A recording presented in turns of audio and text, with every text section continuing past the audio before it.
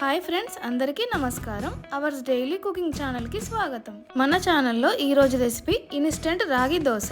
దీన్ని అప్పటికప్పుడు 10 నిమిషాల్లో చేసుకోవచ్చు. చాలా హెల్దీ అండ్ టేస్టీగా ఉంటుంది. ముందుగా ఒక మిక్సింగ్ బౌల్ని తీసుకొని అందులో 1 కప్పు వరకు రాగి పిండిని వేసుకోవాలి.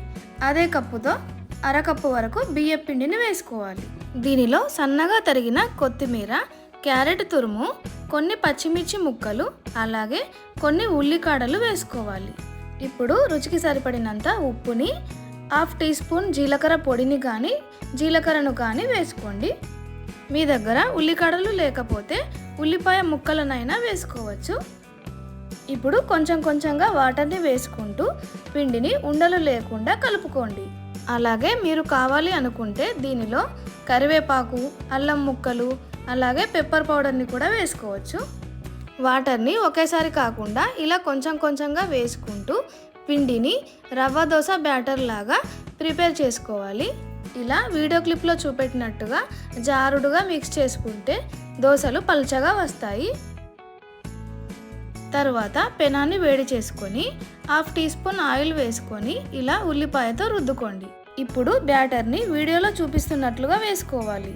ఈ దోశలు ఇలా చిల్లులుగా ఉంటేనే క్రిస్పీగా వస్తాయి.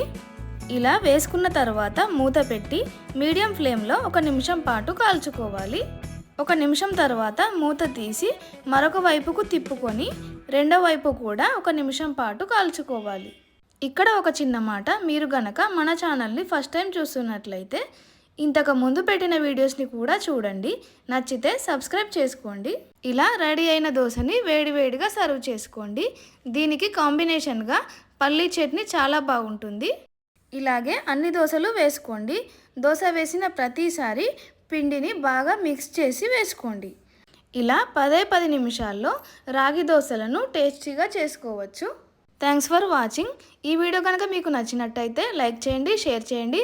మీరు కూడా ట్రై చేసి ఎలా వచ్చిందో నాకు కామెంట్ చేయండి. Bye bye.